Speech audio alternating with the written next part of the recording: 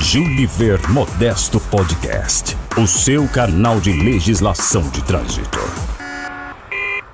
Olá, eu sou Juliver Modesto, seja muito bem-vindo ao nosso podcast, o seu canal de legislação de trânsito.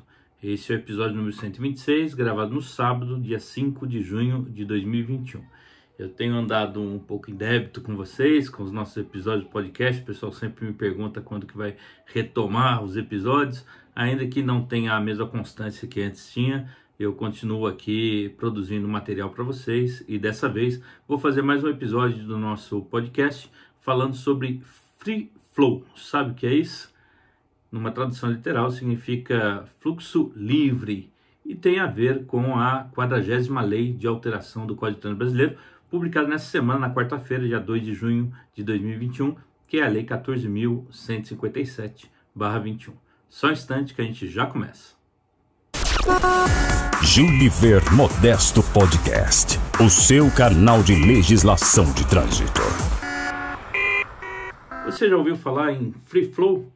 Na verdade, a Lei 14.157 não teve início com esse objetivo, mas acabou abrindo o caminho para que no Brasil seja implantado um sistema de pedágio que já é utilizado em mais de 20 países há muitos anos e cuja ideia é não ter as famosas praças de pedágio com cobrança naquele local específico, mas que permita cobrar efetivamente pela utilização de um determinado trecho de via, e a Lei 14.157 trata tanto de rodovias quanto vias urbanas, de acordo com a sua efetiva utilização.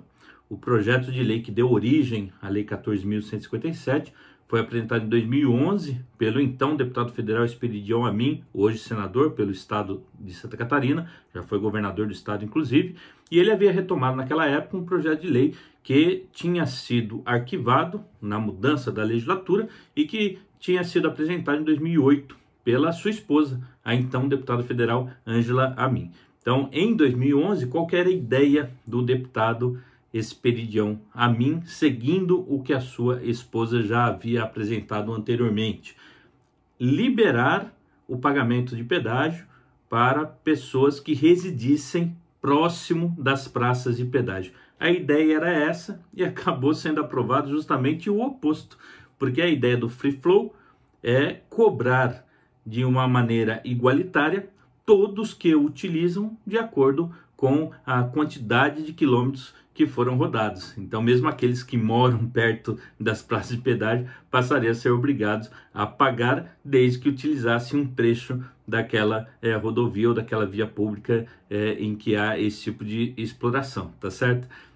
Foi a mesma coisa que aconteceu em 2018 com a chamada Lei do Uber, e cujo objetivo era justamente proibir o transporte privado de passageiros por meio de aplicativos.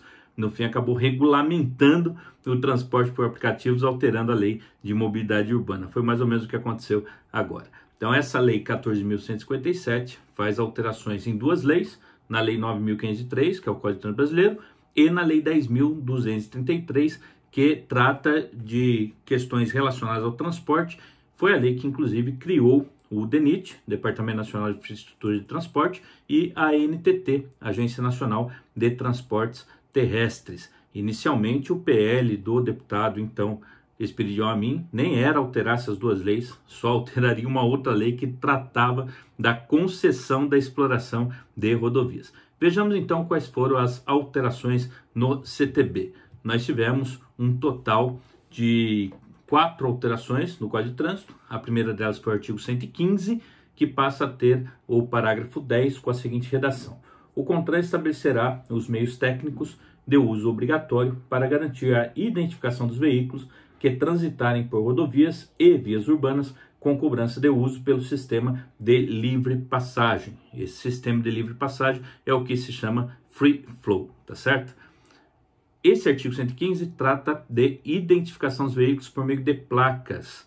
A ideia aqui é que o CONTRAN estabeleça um equipamento obrigatório nas placas de identificação para permitir tanto a verificação da passagem dos veículos, quanto eventualmente a própria fiscalização pelo não pagamento disso. Ainda vai depender de regulamentação por parte do Poder Executivo, e por parte do CONTRAN para determinar como que se fará esse controle da livre passagem em rodovias pedagiadas. Seria um tipo de pedágio virtual, né? Existem basicamente duas formas de controle, ou pelo reconhecimento óptico de caracteres. Quando o veículo passa por determinadas áreas de observação, se faz a medição daquela placa para verificar se aquele veículo está cadastrado e depois até verificar se houve o pagamento e, consequentemente, aplicar a sanção. Ou por meio de radiofrequência, instalação de um chip no veículo, que é exatamente o que o parágrafo 10 do 115 prescreve,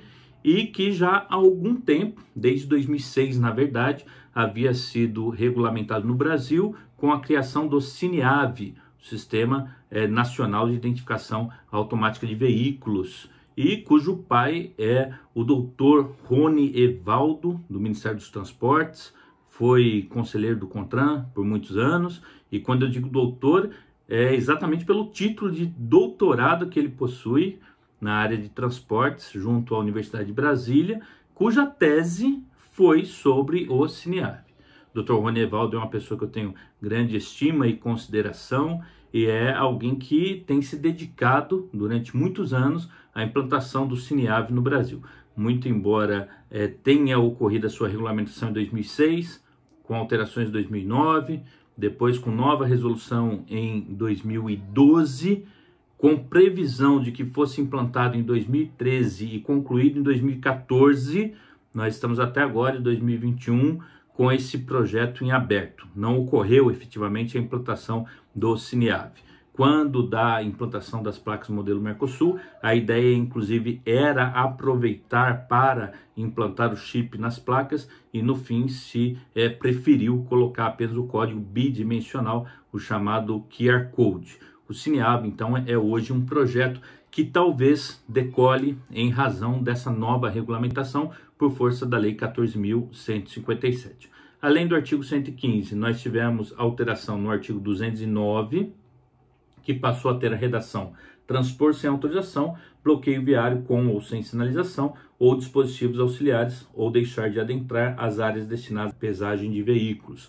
Isto porque no artigo 209 nós tínhamos também a infração de evasão de pedágio. Ela foi retirada do 209 porque na sistemática do Free Flow não bastaria falar em evasão de pedágio, né, em passar direto pela praça de pedágio sem efetuar o pagamento. Nesse sentido, foi criada outra infração no artigo subsequente, que passou a ser o artigo 209A, com a seguinte redação: evadir-se da cobrança pelo uso de rodovias e vias urbanas para não efetuar seu pagamento, e aí a continuidade, ou deixar de efetuá-lo na forma estabelecida, forma essa que ainda será regulamentada. Infração grave, penalidade, multa. A gravidade continua sendo a mesma, mas com enquadramento específico.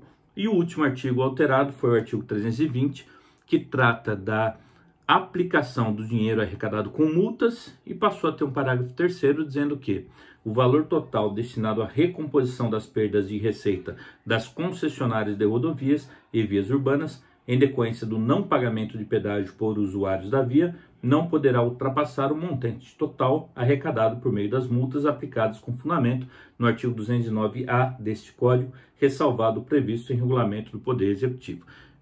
Uma questão interessante: na verdade, esse parágrafo é um pouco dissociado do caput, porque o caput estabelece em que situações pode ser aplicado o dinheiro arrecadado com multas de trânsito. E aqui não se diz que o dinheiro arrecadado com multas de trânsito, ainda que seja pela infração 209A, deverá ser aplicado para recompor perdas dos pedágios. Na verdade, o que estabelece é apenas um fator de equivalência.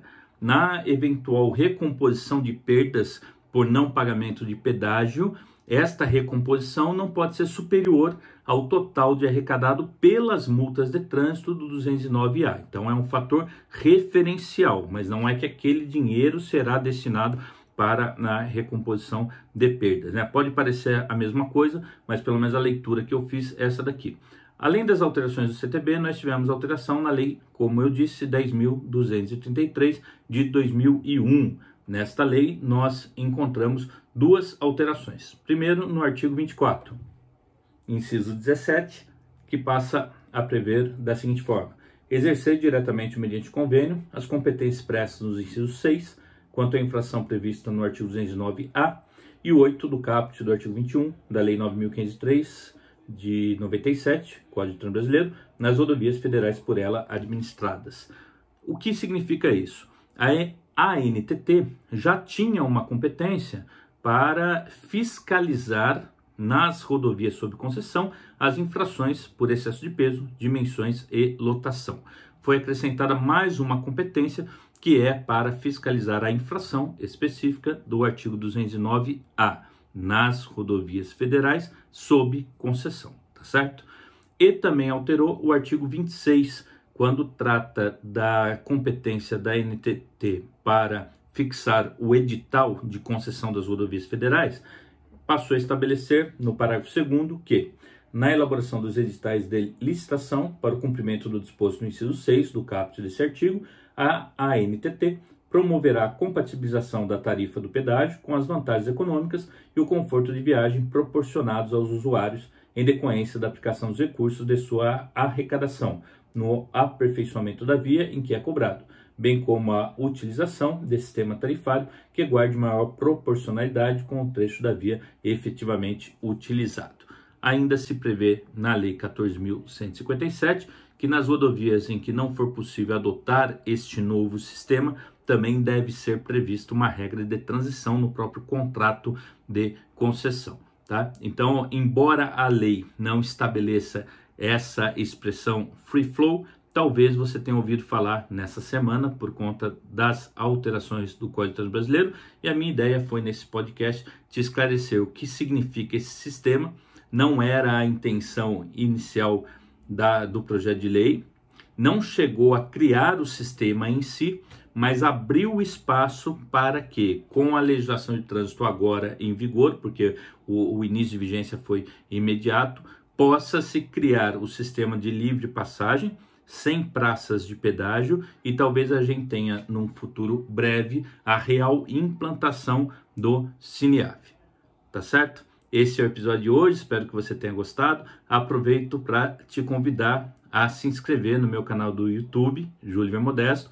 Você está ou ouvindo este episódio do podcast ou vendo diretamente no canal do YouTube, aproveite e já se inscreva. Eu quero agora dar uma dinamizada nesse canal, aumentar aí a quantidade de vídeos. Não é um canal que eu venha utilizando com tanta frequência, exceto para as minhas lives Trânsito da Sorte, para o pessoal que se inscreve. E eu pretendo, caso tenha interesse dos que me acompanham, fazer uma live semanal gratuita no YouTube para tirar dúvidas diversas sobre legislação de trânsito. Então, eu vou deixar um desafio aqui. O meu canal do YouTube está com menos de 5.000 inscritos. Eu vou convidar você a se inscrever e chamar outros profissionais de trânsito para também se inscreverem, de forma que quando a gente atingir 10.000 inscritos, eu começarei esse novo projeto de fazer uma live semanal de 1 hora para esclarecer dúvidas sobre legislação de trânsito. Conto com o seu apoio e com a sua divulgação. Um grande abraço e até a próxima. Júlio Modesto Podcast, o seu canal de legislação de trânsito.